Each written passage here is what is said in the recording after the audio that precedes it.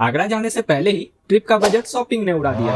अब क्या मैं आगरा जा पाऊंगा? तो दुर्गा पूजा के पहले ही पापा ने बोला था उन्हें आगरा घूमने जाना है। मेले में बारिश ने उनका मूड वैसे ही खराब कर दिया था, पर ट्रिप कैंसिल करके मैं उनका मूड और स्पॉइल नहीं करना चाहता था।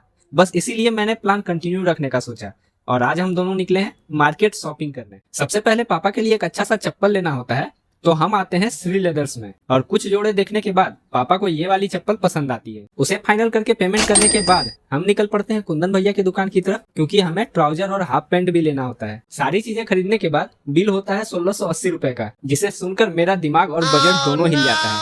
पर अब जब सोचा है तो करना ही है। पेमेंट करने के बाद हम आए इन भैया की शॉप पे, जहाँ हम दोनों को चश्मे लेने हैं।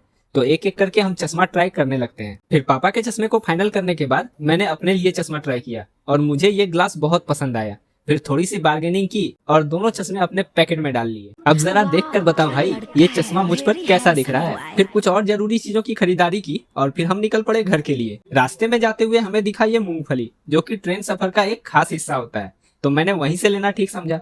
फिर इन अंकल से 250 मूंगफली लेकर हम चल पड़े घर की तरफ। नेक्स्ट डे सुबह पापा को ऑलरेडी स्टेशन पहुंचा दिया और फिर मुझे स्टेशन ड्रॉप करने सुबोध आया और ट्रेन आने से आधा घंटा पहले ही हम स्टेशन पर खड़े थे, जिससे हमारी आगरा ट्रिप की एक्साइटमेंट का साफ पता चल रहा था। अब लगेज भी रेडी था और हम भी।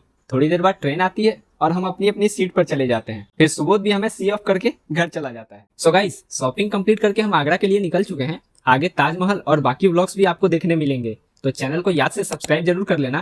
मिलते हैं अगले ब्लॉग में। Bye bye.